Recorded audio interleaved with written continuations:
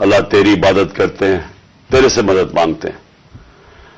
میرے ساتھ آج چودھری پرویز الائی بیٹھے ہوئے ہیں, پنجاب کے چیف منسٹر, اور دوسری طرف میرے پاس محمود خان جو کہ پختونخوا کے چیف منسٹر ہیں. تو ہم نے آج بڑا اہم فیصلہ کرنا ہے اور میں نے اناؤنس کرنا ہے. تو میں یہ چاہتا تھا کہ آج میں اپنی قوم کے سامنے پہلے یہ رکھوں کہ ہم اس سٹیج پہ پہنچے کیسے ہیں, کہ ہم سٹنگ گورنمنٹس ہیں, ہماری اپنی گورنمنٹس ہیں, ہمارا اپنا راج ہے یہاں, لیکن ہم کیوں اس نتیجے پہ پہنچے ہیں کہ ہم سمجھتے ہیں کہ اگر ہمیں اپنی گورنمنٹس بھی قربان کرنی پڑے اس ملک کے اندر, جب تک الیکشنز نہیں ہوں گے, صاف اور شفاف الیکشنز نہیں ہوں گے, ہم سب کو آج خوف ہے کہ ملک ڈوب رہا ہے. میں آپ کو وہ پاکستانی ہوتے ہوئے بتا رہا ہوں جس نے ساری باہر کمائی کی, 20 سال باہر پیسے کمائے, سب کچھ بیچ کے, جو فلیٹ تھا وہ بیچ کے, منی ٹریل دے کے, عدالت میں یہ بتا کہ میں نے وہ کدھر سے پیسے لیے, جو بھی میرا آمدنی کدھر تھی, پھر میں نے فلیٹ لیا, پھر وہ بیچا, پھر منی ٹریل, سب کچھ میرا آج جینا بن رہا پاکستان میں. اور میری طرح کے سارے وہ پاکستانی, اور میں ان پاکستانیوں کی بات کر رہا ہوں جو کہ اس ملک سے پیار کرتے ہیں, عشق کرتے ہیں اپنے ملک سے, میں ان پاکستانیوں کی بات کر رہا ہوں. میں ان کی بات نہیں کر رہا جو چوری کر کے اس ملک کا پیسہ باہر بیچتے ہیں, جن کا سب کچھ باہر ہے, بزنسز باہر ہیں, بچے باہر ہیں, بڑے بڑے محلات باہر ہیں, یہاں کے چوری کے پیسے سے بڑے بڑے شاہانہ ان کا زندگی ہے. اور میں ان کی بات نہیں کر رہا کیونکہ ان کا اس ملک سے کیا رشتہ ہے, اور میں باقی پاکستانیوں کی بات کر رہا ہوں جو سمجھتے ہیں کہ ہمارا جینا مرنا پاکستان میں. اور میں ان پاکستانی میں سے ہوں جس کو پورا موقع تھا کہ 20-25 سال باہر میں نے کرکٹ کھیلتا تھا, میری شادی بھی وہاں کی, میں وہ پاسپورٹ لے سکتا تھا, برطانیہ کا پاسپورٹ لے سکتا تھا, لیکن یہ میرے کبھی ذہن میں یہ چیز نہیں آئی کہ میرا پاکستان کے علاوہ کوئی اور گھر ہے. تو میں آج وہ پاکستانی آج بات کر رہا ہے کہ مجھے پہلی دفعہ مجھے خوف آ رہا ہے کہ یہ جو چوروں کا ٹولہ اوپر بٹھایا گیا ہے یہ ملک کو تباہی کی طرف لے کے جا رہا ہے. میں آج کوئی پاکستان کے بزنس مین سے پوچھ لیں, کوئی انڈسٹریل سے پوچھ لیں, پاکستان کے کسانوں سے پوچھیں, پاکستان کے مزدور سے پوچھیں, جس کی آج آمدنی اور اس کا جو خرچہ ہے اس میں اب کوئی بیلنس ہی نہیں رہا. 50 سال کے بعد سب سے زیادہ مہنگائی ہوئی ہے آج پاکستان میں. آج ہماری انڈسٹری بند ہو رہی ہے, وہ انڈسٹری جو ہمارے دور میں بڑی مشکلوں سے تیسرے اور چوتھے سال میں ہم نے محنت کر کے انسینٹیوز دے کے انڈسٹری بڑھائی, جو کہ ہمارے آخری مہینے میں 26% انڈسٹریل گروتھ تھی, جو ٹوٹل انڈسٹری تھی 10.7% پہ لارج اسکیل مینوفیکچرنگ پاکستان میں گرو کر رہی تھی. دولت میں اضافہ ہو رہا تھا, ہمارے ٹیکسز بڑھ رہے تھے, ریکارڈ, کیونکہ دولت میں اضافہ ہو رہا تھا, ٹیکسز میں اضافہ ہو رہا تھا, ریکارڈ ٹیکسز اکٹھے کیے, ریکارڈ ایکسپورٹس ہم نے کی. مجھے فخر ہے کہ میں نے اپنے کسانوں کی مدد کی. 4.5% پہ ہمارا زراعت کے اندر گروتھ ہوئی, اضافہ ہوا. ہماری 4 فصلیں 2 سال ریکارڈ فصلیں ہوئی پاکستان میں, کہ ہم نے کسانوں کی مدد کی. آج وہ سارا جو پاکستان وہاں لے کے جا رہے تھے, آج مجھے ایک چیز بتائیں کہ پاکستان میں کسی میں بہتری ہوئی ہے. آج مایوسی کا یہ عالم ہے میرے ملک میں کہ 7.5 لاکھ پاکستانی ملک چھوڑ کے چلے گئے ہیں 7 مہینے میں. ان میں پروفیشنلز ہیں, इस मुल्क ने उनके ऊपर पैसा खर्च किया हुआ था। डॉक्टर्स थे, प्रोफेशनल्स थे, इंजीनियर्स थे, स्किल्ड वर्कर, जो तरखान जो स्किल्ड वर्कर होता है, 7.5 लाख लोग मुल्क को छोड़ के चले गए मायूसी में। आज ये आलम है, इस मुल्क को आज इधर हम ले आए हैं कि डाकू राज ऊपर बैठ गया। 30 साल से जो लोग लूट रहे थे उनको आके ऊपर बिठा दिया। मेरा सवाल सबसे पहले यह है कि जब ये मुल्क तरक्की कर रहा था, हमने पहले साल यही छोड़ के गए थे, यही शहबाज शरीफ और नवाज शरीफ इस मुल्क का जब दिवालिया निकाल के गए थे 2018 में, उस पाकिस्तान को हमने पहले संभाला।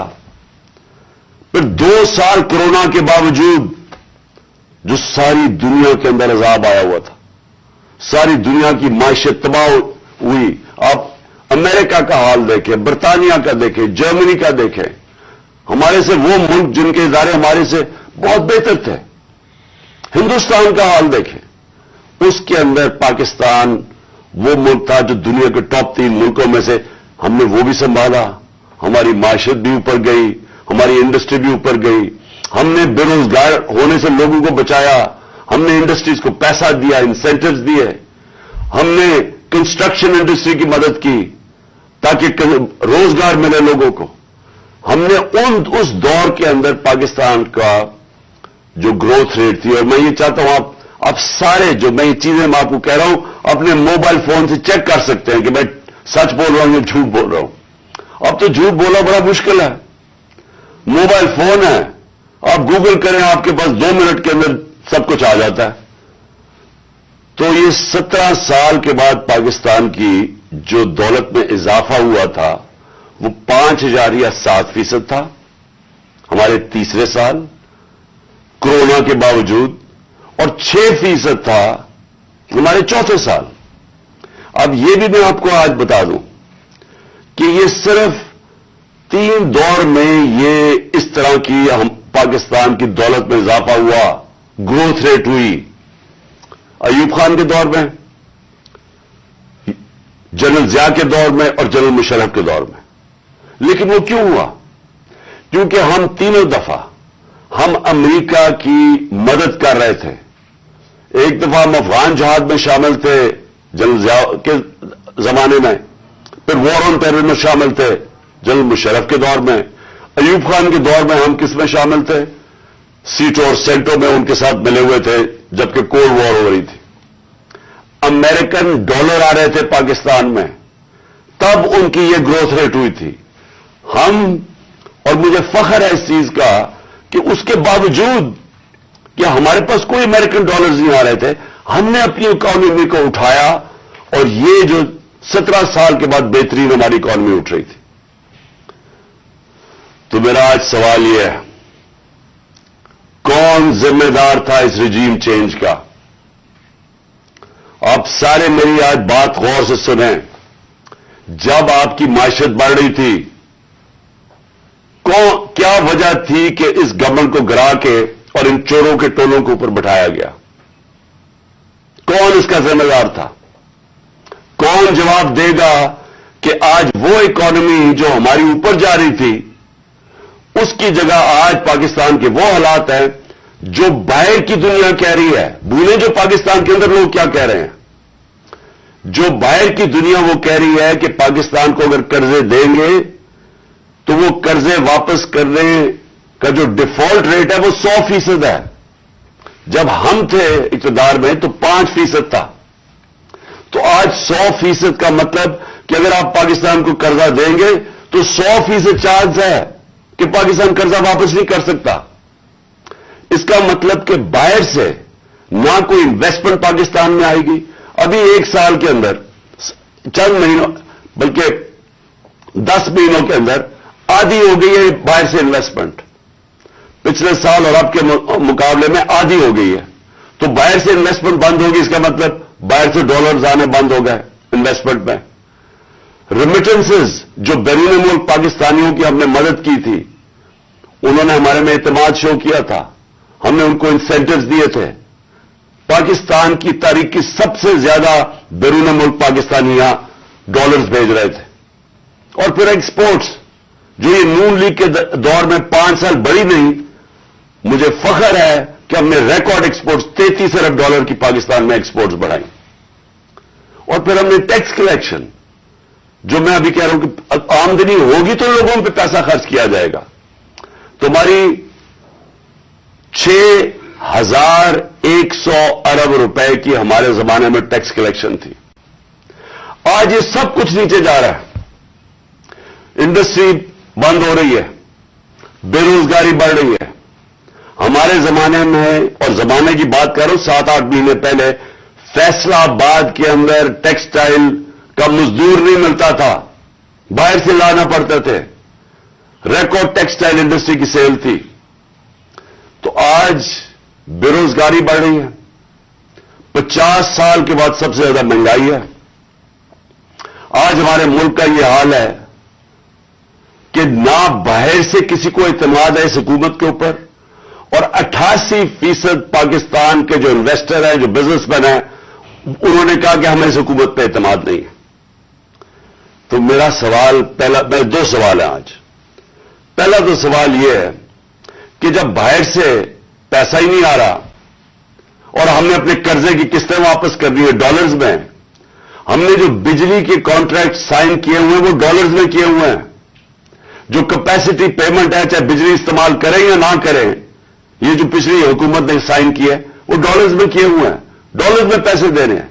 तो जब डॉलर्स आ ही नहीं रहे पाकिस्तान में और कम हो गए आना, कर्जे हमारे बढ़ते जा रहे हैं, तो आगे पाकिस्तान कैसे आगे चलेगा? एक ही उम्मीद लगाई हुई है इन्होंने कि किसी न किसी तरह जाके चाइना के पैर पकड़े या हम IMF के पड़े कि हमें वो पैसे दे दें। लेकिन वो तो कैंसर का इलाज डिसिप्लिन से है, वो तो थोड़ी देर आराम आएगा, फिर कर्जे तो बढ़ते जा रहे हैं। तरीका सिर्फ एक था, जो हमने कोशिश की कि मुल्क की दौलत में इजाफा हो।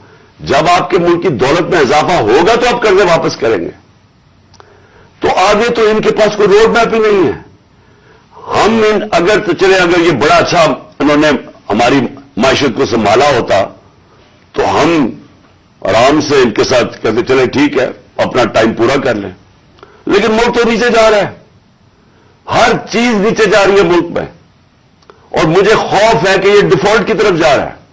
यानी अभी भी हम हमारी एलसीज है पेमेंट नहीं कर रहे हैं, अभी भी हम पैसे जो बाहर के हमारे जो अपने लाइबिलिटीज है, अभी तक हम अब वो भी पैसे नहीं दे रहे। तो सवाल ये है कि इनके पास क्या रोड मैप है? कोई रोड मैप नहीं है। ये सिर्फ एक चीज ये चाहते हैं कि किसी न किसी तरह इलेक्शन को डिले करें। इसलिए नहीं कि इन्होंने मायशत को उठा देना है, ये इसलिए डिले करना चाहते हैं कि ये खौफजदा हैं इलेक्शन से। इनको डर लगा हुआ है कि जब भी इलेक्शन होंगे इन्होंने हार जाना है, तो अपने आप को बचाने के लिए ये मुल्क को तबाह कर रहे हैं। क्योंकि इन्होंने इलेक्शन में हार जाना है, इसलिए ये इलेक्शन नहीं कर रहे हैं और ये इलेक्शन डिले करेंगे। और मैं ये समझता हूं कि ये अक्टूबर में भी नहीं इलेक्शन करवाएंगे। कोई ना कोई इलेक्शन कमीशन इनका साथ मिला हुआ है, एक बड़ा बददियानतदार आदमी है, वो इनके साथ मिला हुआ है, और वो इनको तरीके से बताएगा कि कैसे इलेक्शन डिले किया जा सकता है। इसी इलेक्शन कमीशन ने जब सुप्रीम कोर्ट जब गए सुप्रीम कोर्ट में, जब हमारी गवर्नमेंट गिरा रहे थे ये, तो इसी सुप्रीम कोर्ट के पास जब हम गए तो वो मान गए थे कि इलेक्शन हमने कहा इलेक्शन करवा दो, वो मान गए थे। इस इलेक्शन कमीशन ने वहां जाके कहा कि जी मैं 7 महीने तक इलेक्शन नहीं करवा सकता, और उसकी बेसिस पे इलेक्शन नहीं हुए। आइन, पाकिस्तान का आइन कहता है कि इलेक्शन कमीशन को सारा वक्त तैयार होना चाहिए 90 दिन में इलेक्शन करवाना, और मैं ये समझता हूं कि ये पूरी कोशिश करेगा इनके साथ मिलकर कि किसी ना किसी तरह ये इलेक्शन खींचे। इनको कोई पाकिस्तान की फिक्र नहीं है, क्योंकि इनके पैसे बाहर पड़े हुए हैं, रुपया गिरता है, इनके पैसे डॉलर में, इनकी दौलत में इजाफा होता है। इनको कोई फिक्र नहीं है कि अगर मुल्क नीचे जाता है तो इन्होंने तो फिर बाहर चले जाना है। یہ تو ہمیشہ جب مشکل آتی ہے ان کے اوپر کوئی کیسے ہوتے ہیں باہر بھاگ جاتے ہیں. تو لیکن میرا جو سوال ہے کہ کون ذمہ دار تھا اس کا؟ کس نے ایک چلتی ہوئی حکومت جو اچھی بلی جو میں خود آپ کو بتا رہا ہوں، اور یہ آپ اکنامک سروے آف پاکستان میں دیکھ سکتے ہیں کہ ہماری پرفارمنس کیا تھی. میں نہیں اگر کہہ رہا تو آپ خود دیکھ سکتے ہیں. اس حکومت کو سازش کر کے بیرونی سازش کا حصہ بن کے کون ذمہ دار رہا اس کا؟ اس کا ایک آدمی ذمہ دار ہے، اس کا نام ہے جنرل باجوہ.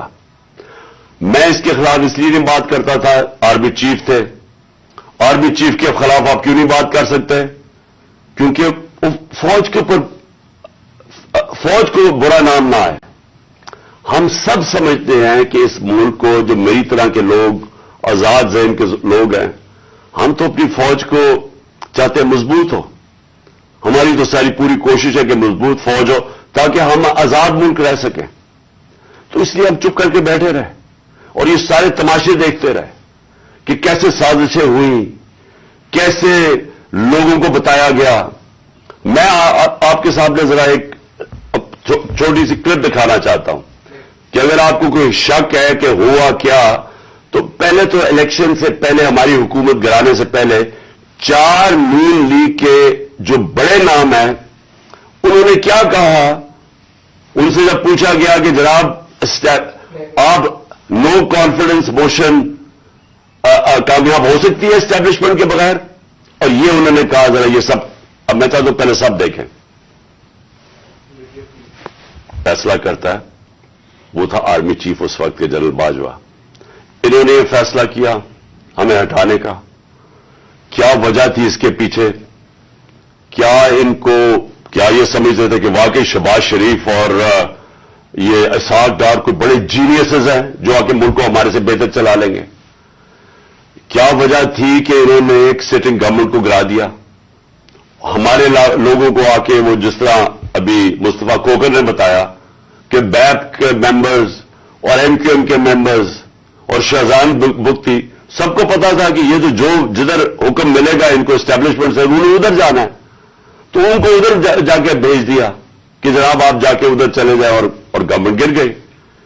تو میرا اگلا سوال یہ ہے، جب گورنمنٹ گر گئی اور پھر ان کو یہ چیز کا علم ہوا کہ عوام ہمارے کے ساتھ آگے کھڑی ہو گئی، 10 اپریل کو پبلک سڑکوں کے اوپر نکلائی، لوگوں نے ان چوروں کو ریجیکٹ کر دیا، بلکہ ہماری مقبولیت بڑھنی شروع ہو گئی اس لیے کہ لوگ ان کی جب شکلیں لوگوں نے دیکھی، پھر سے مسلط کیا گیا ان کو عوام کے اوپر، تو لوگ ہمارے ساتھ اور جڑنا شروع ہو گئے، بڑے بڑے جلسے شروع ہو گئے.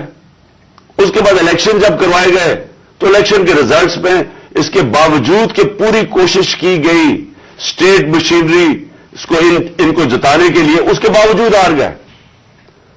قوم نے اپنا ورڈکٹ دے دیا، دوسرا الیکشن ہوا اس میں بھی ہار گئے.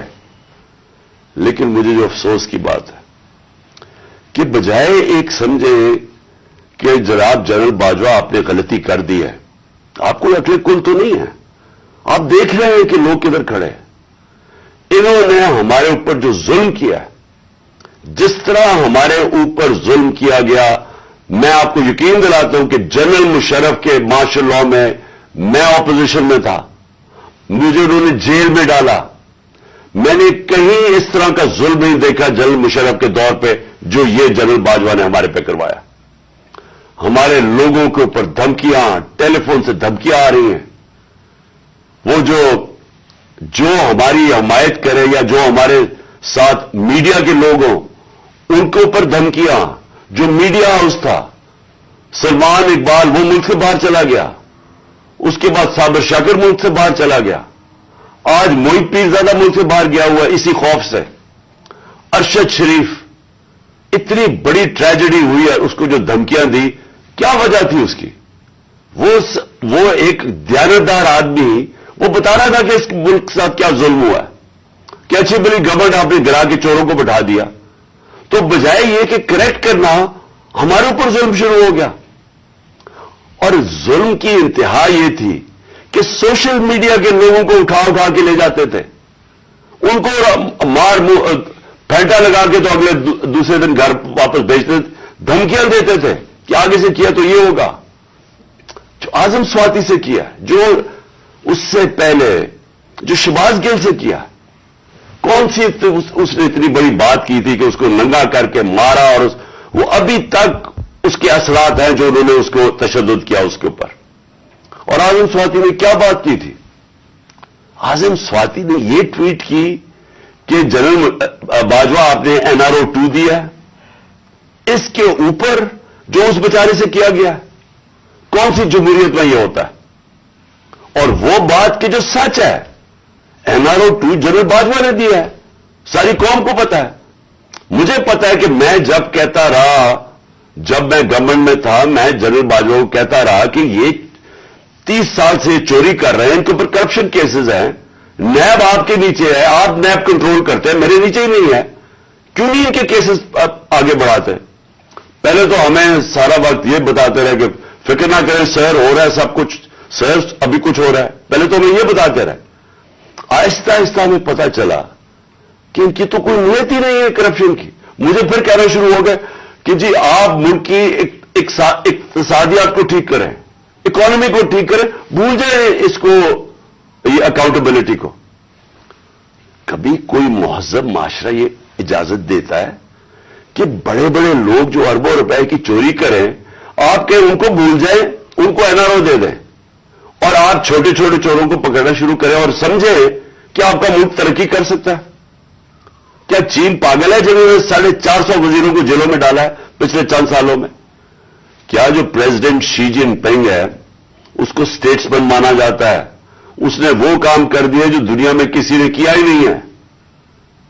70 करोड़ लोगों को उसने गुर्बत से निकाला है चाइना में पिछले 30 सालों में।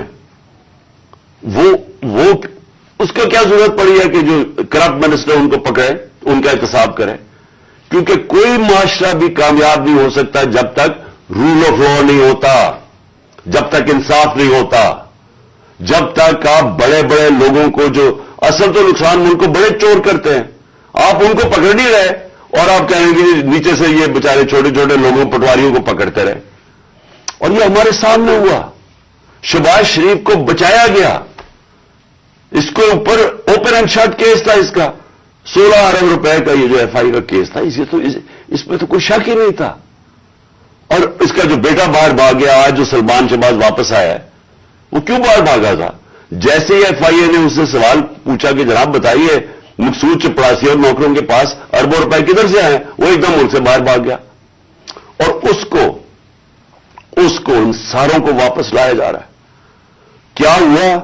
इसमें कोई शक है कि NRO 2 दे के इस सारे मुल्क का एक जनरल मुशर्रफ ने नुकसान कराया था NRO 1 का। इस मुल्क ने भारी कीमत अदा की उसकी, 4 गुना ज्यादा हमारा कर्जा चढ़ाया इन्होंने 10 सालों में लूट मार करके। अब फिर जब इनके ऊपर केसेस थे, 1100 अरब रुपए के केसेस है, वो इन्होंने फिर उनको NRO 2 दिलवा दिया। तो कौन था इसका जिम्मेदार? किसने ये किया था? जनरल बाजवा ने किया था। मैं आपको चीजें इसकी तरफ दिखाना चाहता हूं कि कैसे कानून इन्होंने बनाया जिसमें बचे लोग, जिसमें हर किसी को बचाया गया। इन्होंने जनाब नैब लॉ की सेक्शन 4 में अमेंडमेंट की, उसके अंदर ये फैसला, उसके अंदर कौन बचते हैं? राजा परवेज अशरफ बच जाते हैं और शायद खाकान अब्बासी बच जाते हैं। फिर उन्होंने एक और किया, बेनामीदार की डेफिनेशन सेक्शन 5E, उसमें मरियम नवाज पाक होकर निकलाई सारी चोरी से।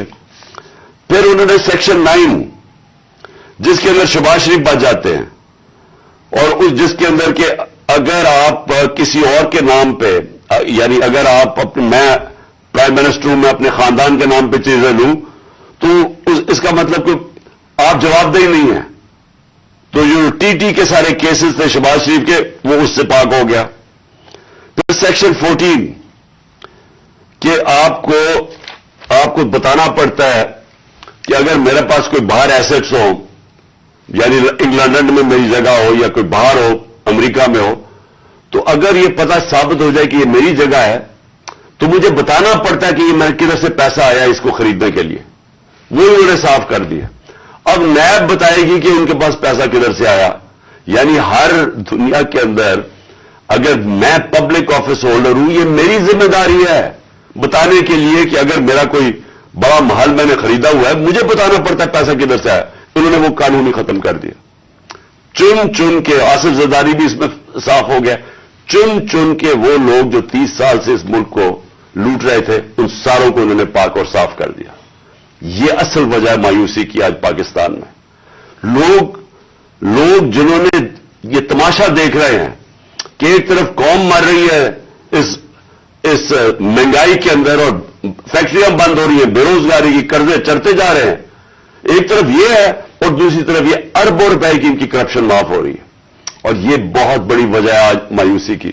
اور میں نے یہ جو ہمارے اوپر ظلم ہوا, میں صرف اس کے اوپر آنا چاہتا ہوں کہ مجھے ایک جگہ بتایا گیا جنرل باجوہ نے کہ جی آپ کے لوگوں کے اوپر ہمارے پاس تو فائلیں ہیں ان کی کرپشن کی, ان کے اوپر فلمیں بنی ہوئی ہیں, ان کی ویڈیوز بنی ہوئی ہیں. اب میں نے اس سے بھی کہا کہ کیا یہ ہماری ایجنسیز کا کام ہے کہ ہم ویڈیوز بنائیں اور گندی ویڈیوز بنائیں یا کسی کے اوپر کوئی اس کے اوپر فائلیں بنائیں؟ کیا یہ کام رہ گیا ہے؟ کیا یہ قوم اپنا پیٹ کاٹ کے اپنی ایجنسیز کو پالتی ہے, اپنی سیکیورٹی کے لیے پالتی ہے؟ وہ تو ملک کی سیکیورٹی کے لیے پالتی ہے. کیا یہ ان کا کام ہے آ کے بتائیں کہ جناب اس کے اوپر یہ فائل ہے تو ہم نے اس کی فلانی فائل بنائی ہوئی ہے اور ہم نے اس کے کوئی ویڈیو بنائی ہوئی ہے؟ یہ کدھر ہوتا ہے؟ یہ اپنے لوگ. اچھا, اور میں کوئی ملک کا دشمن ہوں؟ 50 سال سے قوم مجھے جانتی ہے, سارے پاکستان کے ایوارڈز میں نے جیتے ہوئے ہیں, سول ایوارڈ سب جیتے ہوئے ہیں. میں سب سے بڑا پاکستان کا وہ یعنی جو جسے کہے کہ جو خیراتی کام کرتا ہے. کسی نے پاکستان میں اتنے پیسے نہیں اکٹھے کیے جو میں نے کیے. میرے اوپر ہر قسم کا گن. یہ سوچیں کہ میرا پرائم منسٹر, جب میں پرائم منسٹر تھا, میرے گھر کا فون ٹیپ کیا ہوا تھا اور وہ ٹیپ ہی نہیں کیا, اس کے بعد وہ لیکس کرتے ہیں. یہ پرائم منسٹر کے گھر کوئی یہ نہیں پوچھ رہا کہ اتنا یہ آفیشل سیکرٹ ایکٹ کی وائلیشن ہے. پرائم منسٹر کے پرائیویٹ نمبر کو ٹیپ کریں اور اس کو جا کے آپ پبلک کر دیں. یہ کہاں ہوتا ہے؟ اگر میں اپنے پرنسپل سیکرٹری, میں اپنے پرنسپل سیکرٹری سے بات کر رہا ہوں, وہ انہوں نے ٹیپ چلا دی, وہ کون کر رہا تھا؟ تو میں پھر سے یہ پوچھتا ہوں, ہم کوئی ملک کے دشمن ہیں کیا؟ میں کوئی پیسے لوٹ کے میرے باہر پڑے ہوئے ہیں کیا؟ میں کوئی ملک سے غداری کر رہا ہوں؟ لیکن جو ہمارے سے کیا گیا ہے اور اعظم سواتی سے جو کیا گیا, اس کی بیوی کو ویڈیو بھیج دی. یعنی اس لیول پہ نیچے گرنا تھا کہ اس کے گھر ویڈیو بھیج دی اس کی, اور یہ کہا کہ جناب, اور ڈرایا گیا کہ تمہاری فیملی سیف نہیں ہے. اور قصور اس کا یہ کہ وہ کہہ رہا ہے کہ NRO2 جنرل باجوہ نے دیا ہے. ساری بچہ قوم جانتی ہے کہ NRO2 جنرل باجوہ نے دیا ہے, NRO1 مشرف نے دیا ہے, سب کو پتا ہے. اس کے اوپر اتنی سزا, ایک سینیٹر کو, اس کو اٹھا کے, ہارٹ کا پیشنٹ ہے اعظم سواتی, اس کو کبھی وہاں بھیج رہے ہیں, کوئٹہ بھیج رہے ہیں, اس ٹھنڈ میں سندھ بھیج رہے ہیں پرائیویٹ جہاز میں. کون سا جرم کیا اس نے اور کیوں؟ اگر آپ نے نہیں دیا NRO2 تو جا کے پبلک کو بتائیں نہیں دیا آپ نے. سارے آپ کے لوگوں کو بتائیں آپ کے کس طرح آپ نے لوگوں کو بچایا. ہم بتائیں گے کیسے بچایا آپ نے. میں ایز پرائم منسٹر بتاؤں گا کہ کیسے آپ نے احتساب ہونے نہیں دیا. آپ نے وہ جو فیٹف کی لیجسلیشن تھی تو وہ خود کہہ رہے ہیں ہمیں وہ اپوزیشن والے کہ یہ تو جناب یہ بیٹھ کے انہوں نے آپ کی آشیرواد ملی تھی, اس کے بعد آپ نے وہ NRO کے یہ جو امینڈمنٹ تھی نیب کی جو اب ہو گئی, یہ تو تب ہونے کے چکر میں تھے, تب ہم کھڑے تھے. اور میں تب سے کہتا گیا کہ یہ ملک ترقی نہیں کر سکتا جب تک اس ملک میں رول آف لا نہیں ہے. کوئی دنیا میں ملک آج تک ترقی نہیں کیا جس کے طاقتور ڈاکو ان کو آپ چھوٹ دے دیں اور صرف کمزور لوگوں کو پکڑے. کوئی ملک ترقی نہیں کر سکتا, یہ ملک آگے بھی نہیں بڑھ سکتا. میں آخر میں بات بھی کرتا ہوں کہ انشاءاللہ اللہ نے موقع دیا تو ہم اب کیا پلان بنائیں گے اس ملک کو اس دلدل سے نکالنے کا جو انہوں نے پھنسایا ہوا ہمیں. اب میں جو اگلی بات کرنا چاہتا ہوں وہ یہ کہ ہم نے آپس میں مشاورت کی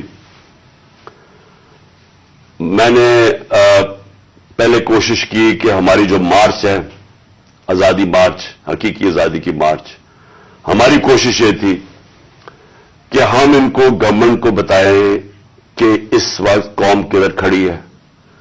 لاکھوں لوگ سڑکوں کے اوپر نکلے ہمارے ساتھ آزادی مارچ پہ، اور سب ایک ہی چیز چاہ رہے ہیں، الیکشن. آج اوپینین پول ہے کہ 70% پاکستانی، سروے کے مطابق 70% پاکستانی کہہ رہے ہیں الیکشن کرواؤ. ہم نے آزادی مارچ بھی یہی کی. ہم نے گورنمنٹ کو کہ ایک آئین کے اندر رہ کے ہم نے ان کو پریشر ڈالنے کی کوشش کی کہ دیکھیں یہ عوام ادھر کھڑی ہوئی ہے، اور آپ صرف کہ جی ہمارے کرپشن کے کیسز معاف ہو جائے یا نواز شریف کو پاک کر دیں اور پھر وہ کوئی نیلسن منڈیلا پاکستان آ جائے اور اس کے لیے ملک ڈوبتا جائے، لیکن آپ کو صرف ایک ہی کرپشن کا پڑا ہوا تھا. میں صرف ایک آپ کو چاہتا ہوں کہ کلپ ضرور دیکھیں. یہ جس دن 2 دن پہلے، یعنی میں آفس سے گیا 9 اپریل کو، یہ 8 اپریل کو، اس پچھلی اپریل کو میں نے یہ کلپ ریکارڈ عوام سے خطاب کیا تھا. میں صرف چاہتا ہوں یہ آپ دیکھ لیں کہ یہ نہیں کہ مجھے نہیں پتا تھا کہ کیا ہوگا یا یہ جو ہوا ہے یہ ہمیں پتا نہیں تھا، یہ ہونا تھا. اور اس کے اوپر میں نے 2 دن پہلے اقتدار چھوڑنے سے پہلے یہ ذرا کلپ ذرا دیکھ لیں. اسی طرح بس پاور مل جائے تاکہ پھر سے پہلے جو NRO 1 بنا تھا ان کو ساروں نے انہوں نے مل کے جو چوری کی، جنرل مشرف نے NRO دے دیا، اب یہ NRO 2 ہوگا. ان کا مقصد صرف یہ ہے کہ وہاں اسمبلی پہ آئیں.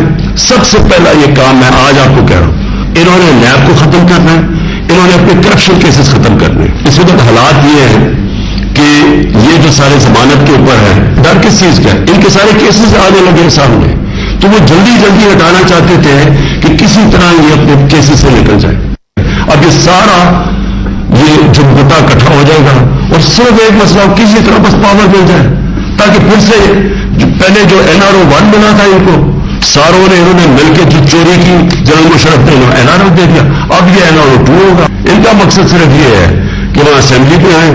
سب سے پہلا یہ کام میں آج آپ کو کہہ رہا ہوں، انہوں نے نیب کو ختم کرنا ہے، انہوں نے اپنے کرپشن کیسز ختم کرنے. اس وقت حالات یہ ہیں کہ یہ جو سارے ضمانت کے اوپر ہے، ڈر کس چیز کا ہے؟ ان کے سارے کیسز آنے لگے سامنے، تو وہ جلدی جلدی ہٹانا چاہتے تھے کہ کسی طرح یہ اپنے کیسز سے نکل جائے. اب یہ سارا یہ جھمگٹا اکٹھا ہو جائے گا اور صرف ایک مسئلہ کسی طرح بس پاور مل جائے تاکہ پھر سے پہلے جو NRO 1 بنا تھا ان کو ساروں نے انہوں نے مل کے جو چوری کی، جنرل مشرف نے NRO دے دیا، اب یہ NRO 2 ہوگا. ان کا مقصد صرف یہ ہے کہ وہاں اسمبلی پہ آئیں.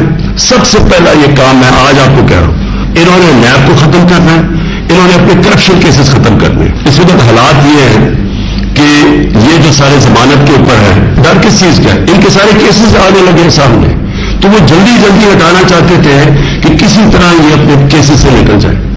اب یہ سارا یہ جھمگٹا اکٹھا ہو جائے گا اور صرف ایک مسئلہ کسی طرح بس پاور مل جائے تاکہ پھر سے پہلے جو NRO 1 بنا تھا ان کو ساروں نے انہوں نے مل کے جو چوری کی، جنرل مشرف نے NRO دے دیا، اب یہ NRO 2 ہوگا. ان کا مقصد صرف یہ ہے کہ وہاں اسمبلی پہ آئیں. سب سے پہلا یہ کام میں آج آپ کو کہہ رہا ہوں، انہوں نے نیب کو ختم کرنا ہے، انہوں نے اپنے کرپشن کیسز ختم کرنے. اس وقت حالات یہ ہیں کہ یہ صرف آپ کو اس لیے دکھا رہا تھا کہ ہمیں سب پتا تھا یہ کیا ہو رہا ہے. مجھے یہ سازش کا پوری طرح پتا تھا. مجھے میرے ہٹنے سے 1 سال پہلے کا اندازہ ہو گیا تھا کہ یہ شہباز شریف کو تیار کیا جا رہا ہے لانے کے لیے.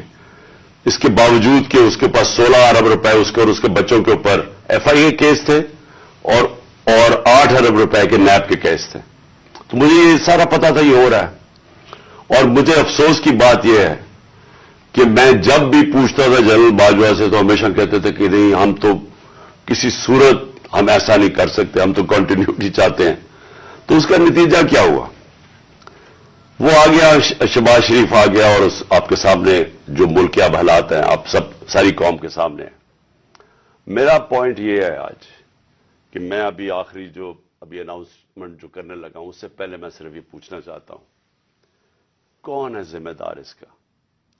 کیا کوئی اس کا جواب دے گا کہ اچھی بلی گورنمنٹ چلتے ہوئے اس کو گرا کے ان چوروں کو اوپر لے آئے ہیں؟ اور میرا اگلا سوال یہ ہے کہ اس کے بعد جو ہمارے اوپر سختیاں کی گئی، جو سوشل میڈیا پہ جو میڈیا جو ہماری حمایت کرتا تھا، کیسز کی میرے اوپر بارش ہو گئی، مجھے دہشت گردی کا کیس کروا دیا، 25 مئی کو پولیس نے جس طرح ہمارے اوپر ظلم کیا، اور جب ہم پولیس والوں سے پوچھتے تھے وہ کہتے جی ہمیں پیچھے سے آرڈر ہے. جس طرح کا ہمارے اوپر ظلم کیا گیا، میں سوال یہ پوچھتا ہوں کہ کیا ہم بھیڑ بکریاں ہیں، ہم کیڑے مکوڑے ہیں کہ آپ جب فیصلہ کریں پہلے آپ، اور میں نے آپ کے کانوں سے، جنرل باجوہ کے کانوں سے سنا کہ یہ کرپٹ ہے، اب آپ نے فیصلہ کیا کہ یہ ٹھیک ہو گئے ہیں، اور آپ نے فیصلہ کیا کہ جناب یہ آپ ملک کو ٹھیک کریں گے. تو کیا ہم وہ کیڑے مکوڑے ہیں کہ جدھر آپ بھیڑ بکریوں کو دھکیلیں گے ہم ادھر چلے جائیں گے؟ یعنی ہم انسان ہیں یا ہم جانور ہیں کہ جو آپ کا فیصلہ ہو بند کمروں کے اندر ہم اسی کے اوپر چل پڑے؟ اور آپ کو جب نظر بھی آ رہا تھا کہ پاکستانی قوم ان کو ریجیکٹ کر رہی ہے، ہمیں تو ہمارے ساتھ میرا تو فائدہ کروا دیا، مجھے تو اللہ نے کبھی اتنی عزت دی نہیں جو اس کے بعد ملی ہے، لیکن ملک کو کدھر پہنچا دیا آج. اور میں کیا یہ پوچھنا چاہتا ہوں کہ پاکستان کا مستقبل ہے کہ پہلے یہ لوٹیں گے، اب ان کے بچے تیار ہو گئے لوٹنے کے لیے، کیا اب ہم ان کو لے کے آئیں گے؟ اور اگر ہم ان کے خلاف جائیں گے اور ہم ان کو ریزسٹ کریں گے تو ہمیں پھیٹا لگایا جائے گا، ہمارے پر کیسز کیے جائیں گے، ہمیں ڈرایا جائے گا. مجھے ابھی بھی کہہ رہے ہیں کہ جی آپ اگر یہ آپ نے گورنمنٹ چھوڑ دی تو آپ کے اوپر بڑا ظلم ہوگا، آپ کی پروٹیکشن چلی جائے گی. جب میں جا رہا تھا، میں آج اپنی قوم کو بتانا چاہتا ہوں کہ جب میں جا رہا تھا مارچ کے اوپر، سب کو، میرے ارد گرد بھی لوگوں کو پتا ہے، میں نے سب کو کہا تھا کہ اس میں واردات ہوگی، میرے خلاف میری جان کو خطرہ ہے. میں نے ٹی وی کے اوپر جا کے اس سے پہلے بتایا تھا کہ یہ دینی انتہا پسند کے نام پہ مجھے قتل کریں گے. ہر روز جب میں مارچ پہ جاتا تھا اور میں بشرا بیگم کو خدا حافظ کہتا تھا، میں تو ان کو سلام کرتا ہوں کہ ان کو پتا ہوتے ہوئے کہ میری جان خطرے میں تھی، اس کے باوجود وہ مجھے کہتی تھی کہ نہیں جاؤ، یہ جہاد ہے، یہ اللہ کے لیے آپ کام کر رہے ہیں. کوئی اپنی زندگی خطرے میں نہیں ڈالتا پیسے کے لیے یا اقتدار کے لیے، کوئی زندگی خطرے میں نہیں ڈالتا. جہاد کے لیے جب آپ اللہ کے لیے کام کر رہے ہیں تب آپ پتا ہوتے ہوئے کہ آپ زندگی خطرے میں، اس کے باوجود جاتا تھا میں. اور میں جیسے ٹھیک ہوں گا انشاءاللہ، جیسی میں چلنے کے قابل ہوں گا میں پھر نکلوں گا باہر، کیونکہ یہ اللہ کا کام ہے. اپنی قوم کو حقیقی طور پہ آزاد کرنا یہ اللہ کا حکم ہے. ہمیں ظلم اور ناانصافی کے ساتھ سامنے کھڑا ہونا یہ اوپر والے کا حکم ہے، اس کو وہ جہاد کہتا ہے. امر بالمعروف پہ چلنا، کہ جب آپ دیکھ رہے ہیں یہ سارے چوروں کا ٹولہ اوپر بیٹھ گیا ہے اور آپ چپ کر کے بیٹھے رہیں بھیڑ بکریوں کی طرح، یہ آپ قرآن کا جو اللہ کا حکم ہے اس کے خلاف جا رہے ہیں. تو میرے لیے تو یہ جہاد ہے، تو میں نے تو یہ رکنا نہیں ہے. اور میں اپنی ساری قوم کو آج کہہ رہا ہوں، میں نوجوانوں آپ کو کہہ رہا ہوں، یہ کبھی نہ سوچے جو یہ 7.5 لاکھ ہمارے لوگ ملک چھوڑ کے گئے ہیں. مجھے افسوس ہے کہ دیکھیں آسان راستہ ہے. میرے لیے کیا آسان زندگی تھی. میں کرکٹ کے بعد کچھ بھی نہ کرتا، تھوڑی سی کرکٹ کے اوپر بات چیت کرتا ہوں، اللہ نے مقام اتنا دیا ہوا ہے میں کروڑ روپیہ کما سکتا ہوں. مجھے تو کچھ کرنے کی ضرورت نہیں تھی، لیکن اللہ نے ہمیں کسی مقصد کے لیے پیدا کیا ہے. جانور آتے ہیں، بچے پیدا کرتے ہیں، کھا پی کے مر جاتے ہیں. تو انسان بھی اگر اس کو اب سمجھ ہی نہ آئے کہ اللہ نے ہمیں کسی مقصد کے لیے پیدا کیا ہے تو اس میں جانوروں میں کیا فرق رہ جاتا ہے؟ وہ جب قرآن کی آیت ہے کہ جب انسان فرشتے سے بھی اوپر چلا جاتا ہے لیکن گرتا ہے تو جانور سے بھی نیچے چلا جاتا ہے. تو میں اپنی ساری قوم کو کہہ رہا ہوں کہ دیکھیں ہمارے سامنے اب 2 راستے ہیں. ہم ان چوروں کے ٹولوں کو مان لیں تو ہم اپنی تباہی کر رہے ہیں. اس ملک کا کوئی مستقبل نہیں ہے. ایک ہی راستہ ہے کہ اب جدوجہد کریں. میں وہاں جب گیا پنڈی پہنچا اور میں اس وقت بڑی تکلیف میں تھا، میں یہ بھی آپ کو بتا دوں کیونکہ مجھے ڈاکٹرز نے کہا تھا ابھی نہیں آپ ٹریول کر سکتے. میں گیا اس کے باوجود صرف اپنے لوگوں کو کھڑا کرنے کے لیے کہ دیکھیں یہ پاکستان کے لیے ایک فیصلہ کن وقت ہے، اس کو ضائع نہ ہونے دیں. قوم میں بیداری آ گئی ہے. اور میں وہاں 2 میں چیزیں کر سکتا تھا. ہم وہاں دھرنا بھی دے سکتے تھے, لاکھوں لوگ تھے. ہم وہاں اسلام آباد کے اوپر بھی جا سکتے تھے, اتنے لوگ تھے. ہم اسلام آباد میں خون خرابہ ہونا تھا وہاں. اور کئی دفعہ لوگ چاہتے ہیں کہ خون خرابہ ہو, لاشیں گریں, تاکہ وہ جناب وہ ان کی تحریک اور اٹھ جائے. میں یہ نہیں چاہتا تھا. میں نے ساری سٹرگل آئین اور قانون کے بیچ میں ہے. میں کبھی اس سے باہر نہیں نکلا. اور میں نے اس لیے فیصلہ کیا کہ بجائے ہم وہاں جائیں اور توڑ پھوڑ ہو اور تباہی ہو, میں نے فیصلہ یہ کیا کہ ہم جو 2 اسمبلی اب قربان کرتے ہیں اپنی 2 اسمبلیوں کو, ہم قربان کرتے ہیں اپنے ملک کے لیے. اور اس لیے کرتے ہیں کہ ان کو جب 66% پاکستان میں الیکشن ہوگا, جب ہم ان 2 اسمبلیوں سے نکلیں گے, جو میں بھی بتانے لگا ہوں کب نکلیں گے, 66% پاکستان میں الیکشن ہوگا. تو عقل تو یہ کہتی ہے کہ آپ جنرل الیکشن کروا دیں. لیکن میں پھر سے کہتا ہوں, یہ خوف زدہ ہیں, الیکشن ہارنے سے ڈرے ہوئے ہیں. ان کا کوئی پاکستان کا مقصد نہیں کہ پاکستان اوپر جا رہا ہے یا نیچے جا رہا ہے. ان کا مقصد ایک ہے, کیسے اپنا چوری کا پیسہ بچانا ہے انہوں نے. اور اس لیے یہ الیکشن نہیں کروائیں گے. اور اسی لیے ہم نے فیصلہ کیا کہ ہم الیکشن کروائیں گے. اور میں نے اپنے سارے وکیلوں سے پوچھ لیا, یہ کوشش بھی کریں گے الیکشن کمیشن کے ذریعے کہ یہ کسی طرح ڈیلے ہو جائے. آئین بالکل اجازت نہیں دیتا 90 دن کے آگے. ہم نے فیصلہ کیا ہے, اور میں بڑا شکر گزار ہوں اپنے دونوں چیف منسٹرز کا کہ انہوں نے بالکل میرے ساتھ چلے ہیں, میرا ساتھ دیا ہے. ہم نے فیصلہ یہ کیا ہے کہ ہم اگلے جمعے کو, آج ہے ہفتہ, اگلے جمعے کو ہم دونوں پختونخوا کی اسمبلی ڈیزالو کر دیں گے اور پنجاب کی اسمبلی ڈیزالو کر دیں گے. اور اس کے بعد ہم الیکشن کی تیاری کریں گے. اور اس کے بعد ہماری جو 100 غالباً 23 سیٹیں ہیں اس وقت نیشنل اسمبلی میں, ہم وہاں جا کے نیشنل اسمبلی میں جا کے اسپیکر کے سامنے ہم کھڑے ہو کے کہیں گے کہ ہمارے ریزگنیشن ایکسپٹ کرو. یہ ڈرامے نہ کرو کہ چن چن کے 8 جو انہوں نے پہلے ہمارے ساتھ کیا تھا, انہوں نے بجائے ہمارے باقی ریزگنیشن ایکسپٹ کرنے کے, انہوں نے 8 سیٹیں چنی. یہ جو بڑا کرپٹ یعنی مورلی کرپٹ الیکشن کمیشن ہے, اس نے نواز شریف کے ساتھ بیٹھ کے 8 سیٹیں چنی جو ہماری سب سے کمزور سیٹیں تھیں, جن میں بڑی کم مارجن سے ہم جیتے تھے.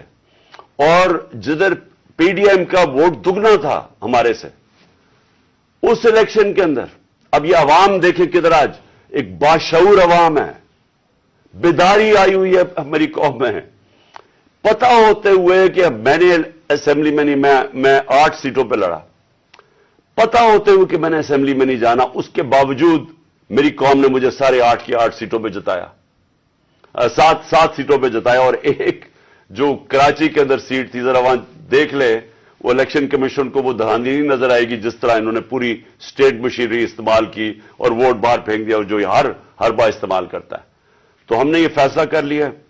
میں اپنی قوم کو آخر میں صرف یہ کہنا چاہتا ہوں کہ دیکھیں, مایوسی گناہ ہے. آپ مایوس ہو کے گھر بیٹھ جائیں یا آپ باہر ٹکٹ لے کے کسی اور ملک میں چلے جائیں اور کوئی نوکری مل جائے, یہ میری نظر میں یہ ایک انسان اپنی جو ڈیوٹی ہے معاشرے کو, اس سے بھاگتا ہے. اصل آپ سب کی ڈیوٹی یہ ہے کہ ہم اب کھڑے ہوں اور ہم ان چوروں کا اور اس کرپٹ نظام کا مقابلہ کریں, اور ہم کریں الیکشن کے ذریعے, اور الیکشن کے ذریعے ان کو سبق سکھائیں آئین اور قانون کے بیچ میں رہتے ہوئے. میں نہیں چاہتا کہ یہ سری لنکا جیسا سچویشن ہو کہ لوگ سڑکوں کے اوپر آ جائیں اور توڑ پھوڑ ہو.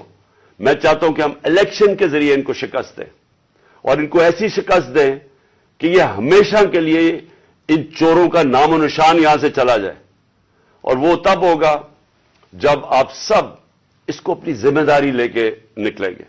اور میں آپ کو آخر میں یہ کہنا چاہتا ہوں کہ مایوسی جو ہے, میں 3.5 سال گورنمنٹ میں رہا, اس کے باوجود کہ بینکرپٹ گورنمنٹ میں لی, اس کے باوجود کہ ہمارے پاس تجربہ ہی نہیں تھا بالکل. ہم پہلی دفعہ گورنمنٹ میں آئے تھے, ایک کے بعد دوسرا کرائسس تھا. صدی میں ایک دفعہ کرونا جیسا کرائسس آتا ہے, وہ اوپر سے آ گیا, 2 سال وہ رہا.